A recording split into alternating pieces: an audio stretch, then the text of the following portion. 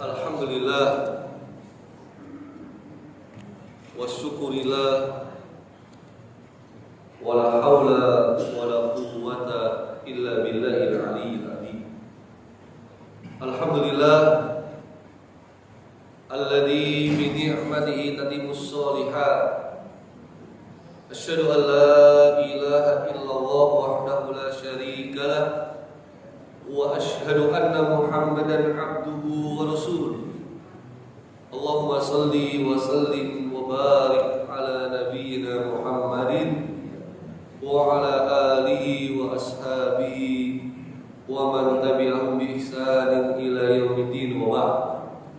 Jemaah rahimani wa rahimakumullah.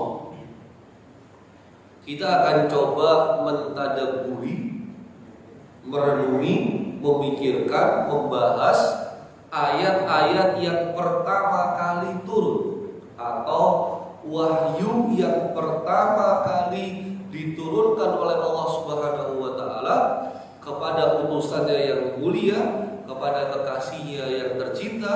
Beliau adalah Rasulullah sallallahu alaihi wasallam. Tentu ada alasan yang cukup penting atau ada hikmah dan rahasia yang sangat besar kenapa 5 ayat ini menjadi ayat-ayat yang pertama turun. Maka kita akan coba kupas dulu sebelum kita melanjutkan. Setelah menerima ayat-ayat ini, bagaimanakah kondisi Rasulullah Shallallahu Alaihi Wasallam? Baik. Yang pertama adalah Iqra bismi rabbikal ladzi khalaq. Bacalah dengan menyebut nama Tuhanmu yang menciptakan. Iqra itu adalah perintah untuk membaca, fi'il amr. Artinya sejak awal kita sejak dulu sudah disuruh untuk membaca. Jadi kalau sekarang kita jarang membaca, itu menunjukkan kita tidak mengikuti perintah ayat-ayat pertama ini. Ya, paling tidak kita tiap hari sudah sering baca, apalagi bangun tidur, tapi baca pesan WA. Itu berbeda gitu. Nah, saat itu buta huruf mendominasi masyarakat, sehingga perintah tentang membaca ini ditangkap oleh umat Islam. Ketika ditangkap oleh umat Islam, berdirilah universitas yang menjadi tercatat dalam tinta sejarah, universitas pertama tertua di dunia, yaitu Universitas Qarawiyyin. Itu ada di kota Fas atau di kota Fes. Ya. Di manakah kota Fas itu? Yang pasti bukan di Indonesia. Ya. Universitas pertama kali yang berdiri itu ada di Maroko. Namanya Universitas Qarawiyyin. Itu diakui oleh dunia sebelum adanya Harvard University, Oxford University yang ada di Eropa yang dianggap itu kampus-kampus yang terkenal di dunia. Sebelum ada mereka, ada Qarawiyyin dulu. Dan Qarawiyyin ini unik karena awal mula berdirinya Qarawiyyin itu awal mulanya dari serambi masjid atau dari bagian dalam masjid. Kemudian jadi universitas yang sangat besar, berawal dari masjid. Jadi nggak usah khawatir kalau kita nggak bisa bangun gedung untuk lembaga pendidikan. Yang pertama kali bisa memanfaatkan masjid. Justru itu bisa lebih mendatangkan keberkahan, dan murid-murid itu akan menjaga adab karena berada di masjid. Sebagian filantropi atau lembaga amil zakat Lasnas nasional ya, itu di Surabaya ini bikin sekolah di masjid. Bikin sekolah di masjid. Ini sudah masuk tahun kedua. Jadi sekolahnya terjangkau karena nggak perlu bayar uang gedung ya, dan dilaksanakan di masjid. Ya, ini artinya itu mungkin mau mengajak untuk kembali ke masjid begitulah intinya. Artinya ini fleksibel saja. Nah, Qarawiyyin ini para jemaah ternyata pendidikannya biayanya gratis karena Qarawiyyin ini berasal dari harta wakaf umat Islam. Jadi kuliah di Qarawiyyin itu gratis, nggak perlu bayar sama sekali. Ditangkap lagi diadopsi oleh Universitas Al-Azhar yang ada di Kairo, yang sudah berdiri mengawal umat Islam kurang lebih 1 abad, 1000 tahun. Mahasiswa Al-Azhar itu sekitar 25.000. Bahkan mahasiswa Al-Azhar itu kuliah malah dapat sangu, pulang ke Indonesia dibelikan tiket. Enak sekali, harta wakaf itu begitu.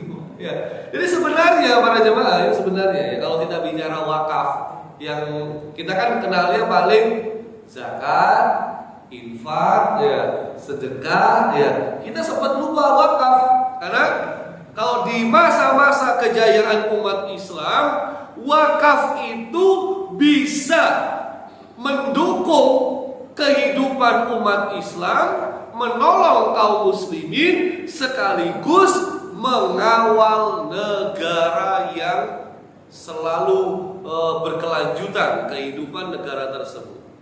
Bahkan sampai-sampai di dalam perjalanan umat Islam, orang itu bisa dapat hasil manfaat dari wakaf sejak lahir sampai meninggal dunia. Jadi kalau kita buka sejarah, lahirnya di rumah sakitnya wakaf gratis, ya kan? Bahkan nggak cuma gratis, pulang dikasih susu, dikasih pampers, ya, semuanya segala macam. Nanti belajar sekolah, pendidikan gratis. Menikah ada juga wakaf untuk menikah gratis, ya. Meninggal dunia, kuburannya juga kuburan hasil dari wakaf gratis semuanya. Ya, itu enak itu para jemaah. Ya. Nah, kalau sekarang kan dikit-dikit serba bayar, ya kan? Lahir bayar, sekolah bayar, sakit bayar, mati pun harus bayar. Ya. Nggak tahu itu uangnya kemana semua. Baik, nah ini artinya ini kita menangkap bahwa gara-gara perintah Iqra, umat Islam mendirikan lembaga pendidikan sampai level universitas. Itu adalah keberkahan dari perintah Iqra. Bacalah. Berasal dari kata qara'a yang pada mulanya berarti menghimpun, membaca atau merangkai huruf. Sehingga sebenarnya realisasi perintah tersebut itu tidak mengharuskan adanya teks tertulis sebagai objek bacaan, enggak. Jadi yang dibaca itu kan ada dua kan? Ada ayat-ayat qauliyah, ada ayat-ayat kauniyah. Ayat-ayat kauliyah yang menjadi wahyu Al-Qur'an. Ayat-ayat kauniyah adalah ayat-ayat alam semesta ini. Pergerakan alam semesta ini juga harus dibaca, sehingga tidak harus bentuknya adalah teks, tapi non teks itu juga bisa, para jemaah. Baik, tidak memiliki objek. Nah ini menarik. Artinya ikra, bacalah. Yang dibaca apa? Di ayat ini Allah Subhanahu wa taala tidak memberikan keterangan apa yang harus kita baca. Baca komik kan? Jangan para jamaah ya. Baca komik itu sesekali ya. Kecuali komiknya Islami. Tapi komik Islami itu mahal. Ya, kalau sekarang komik-komik yang digandrungi anak-anak itu misalnya Naruto dan kawan-kawannya, itu sekarang komik itu 40 ribuan, 50 ribuan. Dan komik Islami itu bisa sampai 80 ribuan. Ya. Sekarang nggak perlu pakai komik malahan, cukup baca lewat HP. Nah, itu juga bisa tuh. Malah, tapi masalahnya nggak ada komik Islami yang di HP, nggak ada. Jadi harus beli, cukup mahal. Perintah membaca itu perintah membaca wahyu Al-Quran yang diturunkan dan dijalankan oleh Nabi sepanjang hidup. Ya, satu perintah sepanjang hidup. Berarti memang sepanjang hidup kita harus baca Al-Quran. Syukur-syukur mau meninggal dunia masih tetap membaca Al-Quran. Kan ada para jamaah yang video sekarang ini lagi kesakitan, lagi dioperasi kecil atau besar, masih sadar atau setengah sadar, ternyata dia melantunkan ayat suci Al-Quran. Wah, ya, itu luar biasa. Berarti memang kehidupannya setiap saat dia selalu murojaah Al-Quran, mengulang-ulang bacaan Al-Quran. Alhamdulillah. Ya, kalau kita kan biasanya mau yang mudah. Kamu sudah baca Al-Quran? Sudah sepertiganya saya baca Al-Quran. Iya, lo kok cepet? Kenapa? Karena baca surat Al-Ikhlas itu sama dengan sepertiga Al-Quran. Saya baca itu sepertiga udah saya baca. Nah, ini ya nggak salah ya, tapi ya jangan gitu juga. Baik. Objeknya itu ya ternyata ismi rabbika, yang mana bi-nya itu sisipan. Sehingga di sini perintahnya adalah membaca nama Tuhan atau berzikir. Dan karena nggak ada objek, ini menunjukkan keumuman perintah membaca. Tadi sudah kita katakan kauliyah atau kauniyah. Nah, jemaah yang dimuliakan oleh Allah Subhanahu wa taala, ketika ada bismi rabbika, bacalah disertai nama Tuhanmu, ini menunjukkan mulasabah, yaitu penyertaan. Sehingga sebagian pun memahami kita itu berharap ketika kita membaca dengan menyebut nama Tuhan kita mengharapkan keberkahan. Karena orang-orang jahiliyah dulu itu mengatakan bukan dengan nama Tuhanmu, tetapi dengan nama Latta atau Uzza atau Manat, berhala-berhala jahiliyah, sehingga diganti dengan yang benar.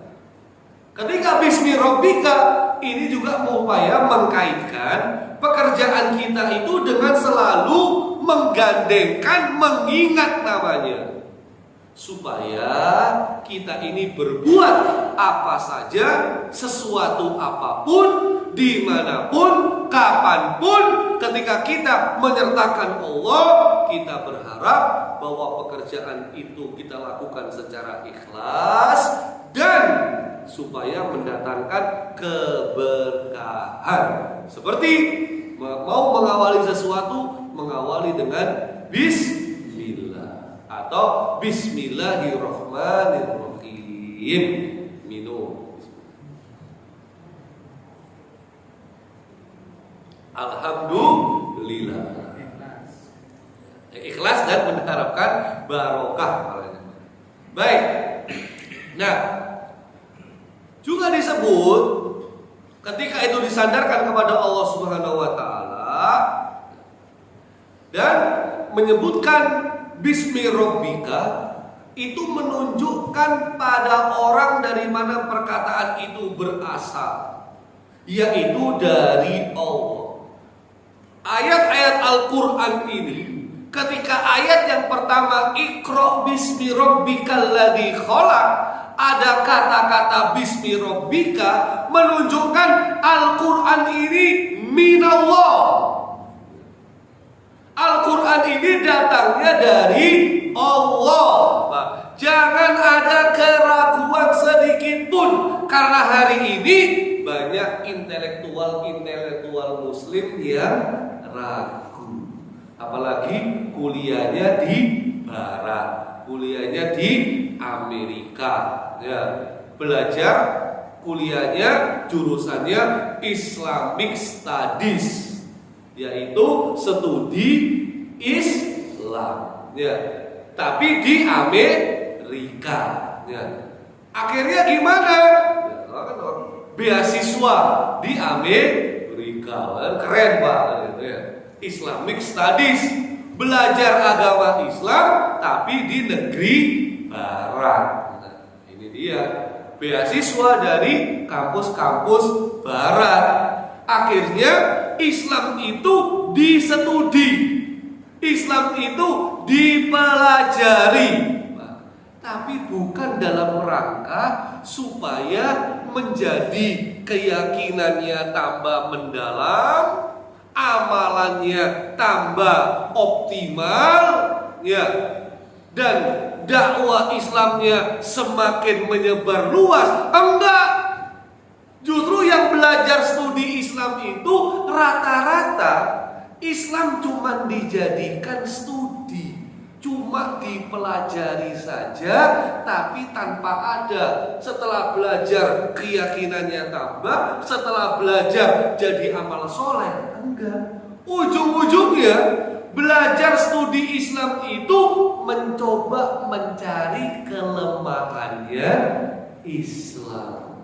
Akhirnya pulang-pulang, lulus-lulus, dia kemudian bilang Quran itu diragukan kalau dari Allah. Wah, Quran itu apa? Ada kemungkinan karangan Nabi Muhammad.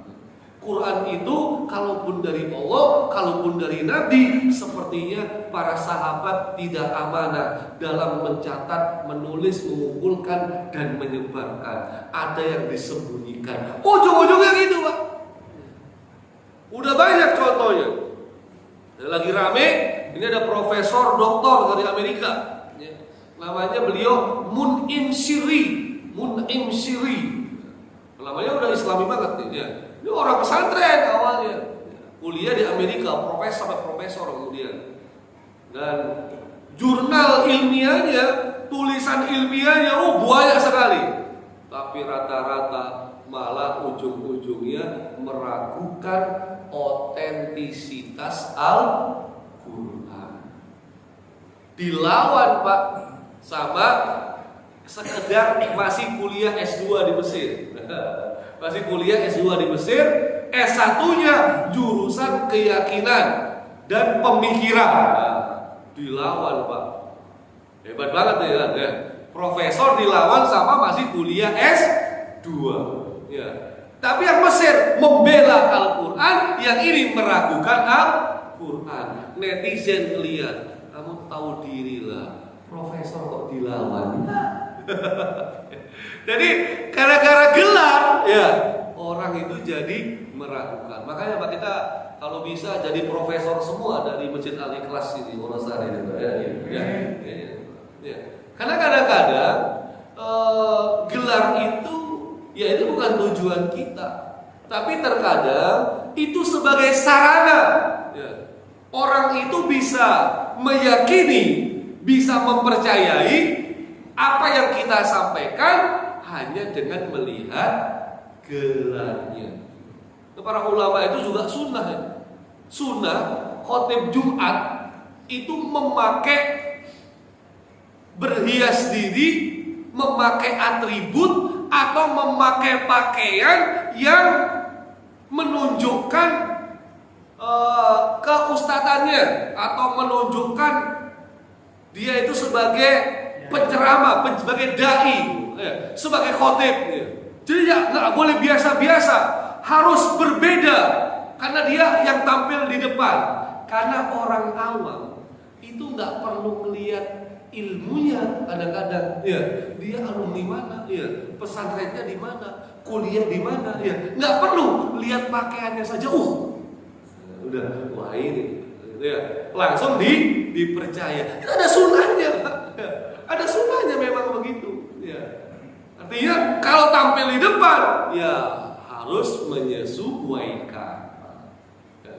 Ini kalau masa khotib Jumat kemudian pakai kaos mungkin lengan pendek aja itu rasanya gimana? Khotib tapi lengan pendek itu rasanya gimana? Luar biasa gitu ya. Apalagi nggak pakai songkok gitu. Alhamdulillah ini pakai gitu. Nggak bulan lalu kelupaan. Jadi ini yang perlu kita pahami bersama, bahwa Quran itu dari Allah. Jangan ragu sedikit pun. Tekankan kepada anak-anak kita, jangan pernah goyah. Dan makanya kita harus tahu kodifikasi Al-Quran dari Allah ke malaikat Jibril, ke Rasulullah, ke para sahabat, sampai berbentuk mushaf yang kita pegang sekarang. Itu rentetannya gimana ceritanya? Itu harus tahu. Karena kalau enggak, mereka akan menyerang dari sisi-sisi tersebut. Kamu kok tahu kalau Nabi Muhammad itu nerima wahyu? Jangan-jangan itu cuma nyontek dari Bible dan Taurat yang sudah ada terlebih dahulu, kemudian dikarang sendiri, gitu ya. Langsung diputus.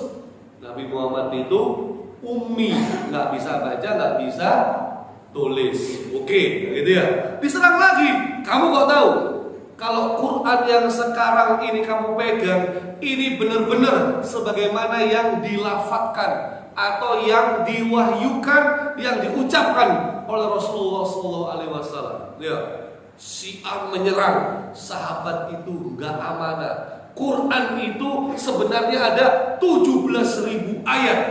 Dikorupsi sama sahabat jadi 6.000-an ayat. Sahabat diserang, langsung kita tangkis. Sahabat itu orang-orang yang nggak boleh dicela, dijamin masuk surga. Orang-orang yang amanah dari sahabat lah kita bisa mengenal agama yang mulia ini. Terus Pak, itu akan ada terus nanti.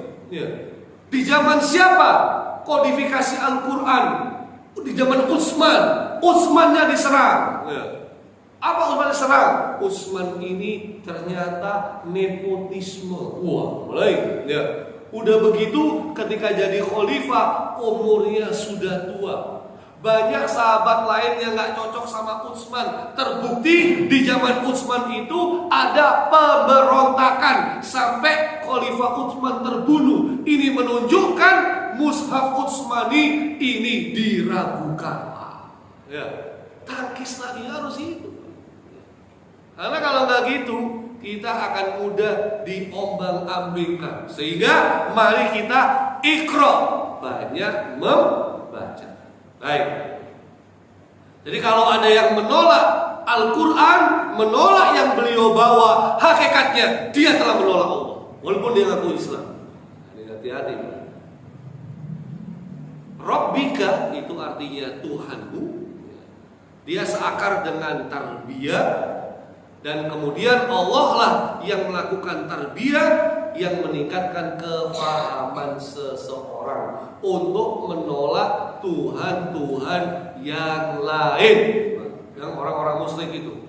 Allah sejak awal memperkenalkan dirinya sebagai Rabb, pencipta, penguasa.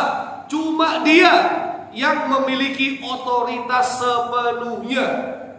Maka dalam pelajaran tauhid yang trilogi itu, tauhid rububiyah, kita akan paham bahwa tauhid rububiyah itu mengesahkan cuma Allah yang menguasai alam semesta ini, cuma Allah yang mengatur alam semesta ini, cuma Allah yang memimpin alam semesta ini.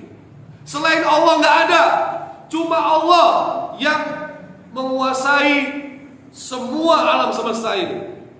Pantai Laut Selatan yang menguasai adalah Niroro Kidul. Nah, itu sudah bantahan tuh. Ya. Jadi kalau kita bicara Rabbika, Tuhanmu, dia Rob, dia yang mengatur ini semua. Nggak ada itu Niroro Kidul, itu nggak menguasai pantai Laut Selatan. Ya. Makanya kalau ke pantai sana pakai aja baju warna hijau, ya itu nggak apa-apa. Berani nggak? Berani apa nggak? Itu masalahnya. Ya. Dan memang Niroro Kidul itu jin, ya. Ada dari naskah-naskah kuno, Pangeran Diponegoro itu sempat dialog dengan Niroro Kidul. Ya. Jadi Niroro Kidul itu menawarkan bantuan kepada Pangeran Diponegoro supaya pasukan jin Niroro Kidul itu ikut membantu perang Diponegoro lawan Belanda. Tapi Pangeran Diponegoro tidak mau karena ini adalah perang antar umat manusia dan Pangeran Diponegoro paham nggak boleh minta bantuan kepada jin. Tapi dipelesetkan, Pak. Ya. Ternyata Pangeran Diponegoro itu kewalahan menghadapi Belanda, akhirnya minta bantuan sama Niroro Kidul. Wah, ini, Pak. Ya, sehingga akhirnya yang nggak suka, Pangeran Diponegoro aja juga berbuat sirik. Nah, bahkan sampai di buku sejarah itu Pangeran Diponegoro itu perang lawan Belanda bukan karena pengen merdeka melawan penjajahan, tapi karena tanahnya dicaplok sama Belanda. Ya, kurang ajar banget itu. Ya, memang sejarah itu sering dibelok-belokkan. Ya, jangankan sejarah, ya pembunuhan saja bisa dibuat skenario. Jangan bahas kesana. Nah, kalau dikatakan Iqra bismi rabbikal ladzi khalaq, ya. Khalaqo itu mencipta dari yang sebelumnya nggak ada dan kemudian sebelumnya ada. Di Al-Qur'an menciptakan itu kadang-kadang khalaqo, kadang-kadang ja'ala. Kalau khalaqo itu menekankan kehebatan dan kebesarannya Allah. Itu khalaqo. Kalau ja'ala itu menekankan terhadap manfaat yang Allah buat atau manfaat yang Allah ciptakan. Jadi kalau wa ma khalaqtul jinna wal insa illa liya'budun, ini menunjukkan Allah menekankan kehebatan dan kebesarannya dalam penciptaan tersebut. Tapi kalau ayat alladzi ja'ala lakumul arda firasyan was-samaa'a binaa'a, nah ini menunjukkan ketika Allah menggunakan kata ja'ala itu ada manfaatnya. Itu bedanya antara khalaqa dan ja'ala. Iqra bismi rabbikal ladzi khalaq itu adalah perintah kepada Nabi untuk membaca dengan nama Tuhannya yang menciptakan kepada orang-orang yang kelak menentang kekuatan akan datang dari Allah yang menciptakan segala sesuatu termasuk pihak-pihak yang menentang. Sebelumnya Nabi SAW itu melihat masalah di masyarakat, namun beliau tidak tahu apa yang harus beliau perbuat sehingga beliau tahanus. Beliau berdiam diri di Gua Hiro, dapat jawaban dari permasalahan manusia saat itu adalah 5 ayat ini, yaitu Iqra bismi rabbikal ladzi khalaq. Khalaqal insana min 'alaq. Baru ayat kedua, ya. Kita percepat aja, Pak, ya. Khalaqal insana min 'alaq. Yang telah menciptakan manusia dari segumpal darah. Para jemaah, ya. Ini al-insan ini perlu dikupas juga para jemaah, ya. Jadi dari kata uns, ya, dari kata nis dan dari kata naus. Senang, lupa dan dinamika. Adanya keragaman sifat dan gambaran sepintas itu menunjukkan potensi dari sifat makhluk tersebut, yaitu manusia itu dia itu senang, suka kesenangan, dan dia juga seringnya juga nisyan, lupa. Dan manusia harus bergerak, dinamika kehidupannya. Ini menunjukkan ketika Allah menyebut dalam ayat-ayat yang pertama, berarti memang makhluk pertama ini istimewa, dan juga ciptaannya Allah itu ditundukkan untuk manusia. Yang mana manusia itu berasal dari alaqah, yaitu segumpal darah, para jemaah. Ya, jadi alaqah ini maknanya bisa 3, yaitu segumpal darah, atau maknanya bisa lintah, atau maknanya bisa sesuatu yang bergantung. Ini adalah keajaiban ayat Quran. Jadi Quran itu mendahului sains. Quran itu mendahului ilmu pengetahuan.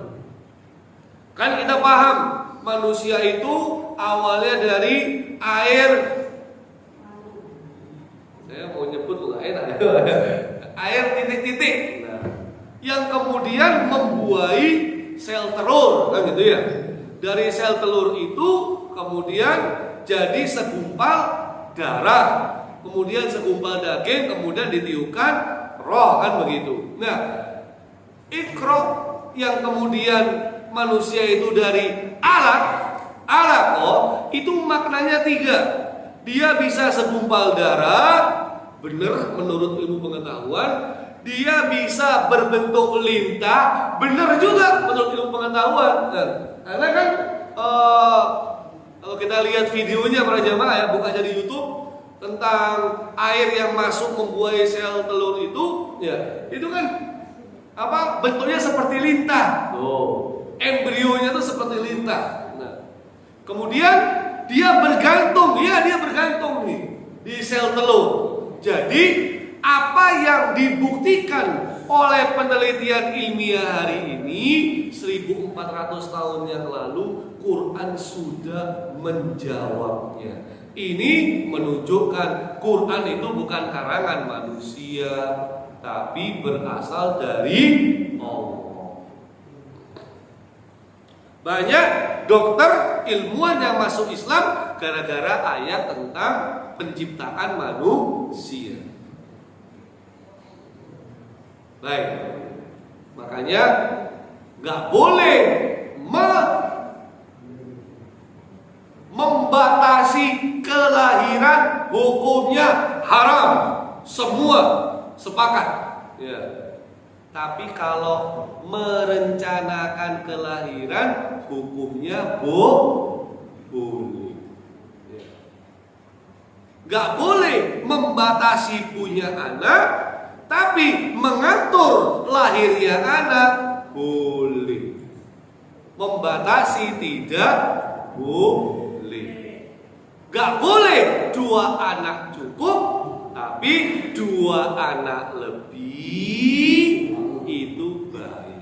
Nah, ya, itu bedanya ya.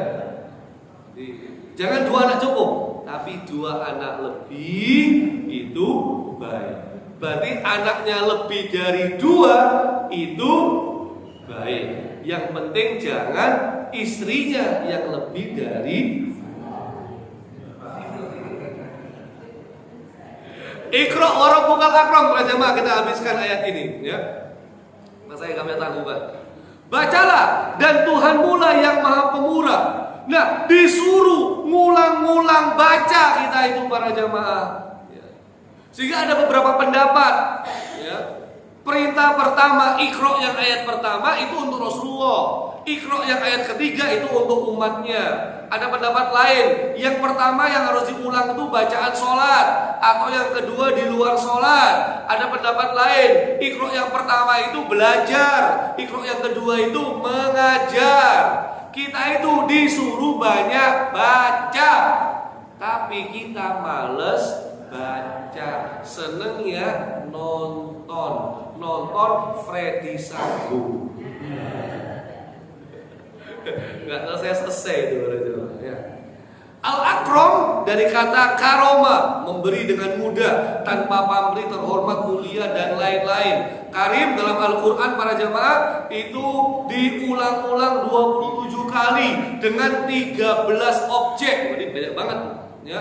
Ucapan karim, ucapan yang baik, indah, benar. Rezeki yang karim itu halal, manfaat, Pak ya. Allah itu bersifat karim. Kata Al-Imam Al-Ghazali, apabila berjanji menepati janji, apabila memberi melampaui batas harapan yang mengharapkannya. Nggak peduli berapa dan kepada siapa dia memberi. Dia tidak rela bila ada kebutuhan yang dimohonkan kepada selainnya. Bila ia menegur tidak berlebih, tidak mengabaikan siapapun yang menuju dan berlindung kepadanya, dan tidak membutuhkan sarana atau perantara. Itulah Allah yang sifatnya karim. Ya, jadi ketika kita mengetahui tentang Allah itu karim, Allah itu mulia, kita perlu paham bahwa Allah itu kalau berjanji nepati, kalau memberi melampaui, dia nggak peduli siapapun dan berapapun akan dia beri. Dia nggak rela kalau kita minta kemudian dia nggak beri. Itu makna karim. Ya. Dikaitkan kata rob dan karam dan karom ya, itu dikaitkan dengan rububiyahnya, pendidikan pemeliharaan makhluknya, bentuk superlatif. Kalau saat membaca dapat memberi manfaat yang tak terhingga, karena dia al-akram, dia Allah al-akram. Artinya apa? Quran itu walaupun dibaca berulang-ulang terus-menerus, ayat-ayatnya sama, tapi pemahaman kita tentang Quran selalu bertambah. Terbukti sampai hari ini kitab tafsir terus ada. Tafsir klasik, tafsir kontemporer, tafsir milenial sekalipun ya, tafsir itu akan ada terus karena Allah Al-Akram, dan Quran ini membuat kita bisa mendapatkan manfaat yang tak terhingga. Sehingga jangan khawatir, nggak ada ruginya orang kalau interaksi terus dengan Al-Quran. Alladzi 'allama bil qalam, yang mengajar manusia dengan perantara kalam. Nah, jadi ada ikra, ada kolam, ada baca, juga ada kolam pena. Maksudnya kamu juga baca, kamu itu juga disuruh menggunakan pena, yaitu nulis. Qayyidal ilma bil kitab, ikatlah ilmu dengan tulisan. Ternyata kita males baca, apalagi nulis. Senengnya nonton sambung. Ya Allah. Ya, memang kita tuh agak aneh. Ya, perintah pertama suruh baca, males baca. Ya, ada surat tentang pena, apalagi nulis. Ya, tapi kalau nonton, ya Allah, ya, mulai dari drakor, ya, sampai sinetron Indosiar, ya, menangis, ya, sampai Freddy Sambo, ya. Selesai Freddy Sambo itu ya. Baik, nah, jamaah yang Allah Subhanahu Wa Taala, yang terakhir, alamal insana ma lam ya'lam, dia mengajarkan kepada manusia apa yang tidak diketahuinya, sehingga ilmu yang kita dapatkan itu semuanya milik Allah, yang dianugerahkan kepada manusia sebagai bentuk wujud Allah itu maha pemurah, maha pengasih, maha penyayang. Jadi jangan sombong, Pak, itu dia. Ya, jangan mentang-mentang, gitu, Pak. Ya, kalau udah punya ilmu jangan sombong, karena itu dari Allah. Kamu nggak tahu saya lulusan mana, Muhammadiyah gitu. Saya nggak terlalu gitu ya. Kayak gimana? Kalau sekarang saya berani tegak gitu. Alumni mana? Muhammadiyah. Satu-satunya kampus yang buka cabang di luar negeri. Wah, sama dia. ITS pun ya, emang buka cabang luar negeri? Enggak, Muhammadiyah buka cabang di luar negeri. Wah, keren jadi. Ini harus bangga gitu Pak ya dengan Muhammadiyah gitu Pak ya. Apalagi alumninya, jangan merasa malu. Baik, nah yang terakhir para jamaah dalam ayat-ayat pertama ini disebutkan Iqra, disebutkan tentang allama ya, mengajarkan, disebutkan tentang pena. Ini penekanan pentingnya ilmu, pentingnya menuntut ilmu. Ilmu boleh dituntut ya. Kalau Bu Putri boleh nggak dituntut? Nggak tahu ya, tapi udah tersangka juga gitu ya. Tuntut aja lah nggak apa-apa. Ya, tuntut semua kroni-kroninya, dukung bersih-bersih Polri, Pak. Ya kan? Mudah-mudahan Kapolri berani jaringan mereka mafia-mafia itu ya, supaya semuanya benar-benar habis sehingga kita merasa timbul kepercayaan terhadap Polri. Seperti kata Pak Mahfud, ya, 60 tahun dengan polisi yang buruk lebih baik daripada 1 hari tanpa polisi. Jelas Pak. Ya. Kalau nggak ada polisi hancur Pak. Tetap kita harus mendukung Polri, ya, mendukung polisi, tapi tolong polisi upas tuntas sampai akar-akarnya ya, mafia-mafia yang ada di belakangnya Pak FS ya, tuntut saja ya. Kok malah bahas Ferdi Sambo ya. Demi Allah Subhanahu wa taala, setelah ini ya Rasulullah SAW langsung pulang Pak. Dapat 5 ayat tentang ini Iqra tadi, langsung Rasulullah Shallallahu Alaihi Wasallam pulang, ya, pulang ke mana? Ke istrinya, karena beliau itu para jamaah yarjufu fuadu, beliau itu gemetar seluruh badannya, berarti takut Pak. Ya, wajar manusia. Fadakhala ala Khadijah binti Khuwailid radhiyallahu anha, dan menemui istri tercintanya Khadijah ya, karena saat itu belum ada istri yang lain ya. Setelah ada istri-istri yang lain, tetap yang paling dicintai adalah Khadijah para jemaah. Lalu beliau berkata, zammiluni, zammiluni, selimuti aku, selimuti aku. Maka kemudian beliau diselimuti sampai rasa takutnya hilang. Jadi Rasul saja bisa takut. Ya. Ini kenapa? Nanti akan kita kupas. Dan zammiluni itu selimuti aku. Makanya ada surat namanya Al-Muzammil. Ya. Itu menunjuk kepada Rasulullah SAW. Kalau ada orang sekarang yang namanya Muzammil, ya, mungkin dia kedinginan. Jadi enggak ada ya, itu enggak ada kaitannya ya. Itu karena pengen Al-Quran. Tapi secara makna memang Muzammil itu maknanya adalah selimut. Wallahu a'lam. Maka setelah ini ada apa para jamaah? Kita insya Allah sambung di pertemuan yang akan datang insya Allah. Hadanallahu wa iyyakum ajma'in. Wassallallahu ala nabiyyina Muhammadin wa ala alihi wasallam. Wa akhiru da'wana alhamdulillahi rabbil alamin. Wa afu minkum. Wassalamu alaikum warahmatullahi wabarakatuh.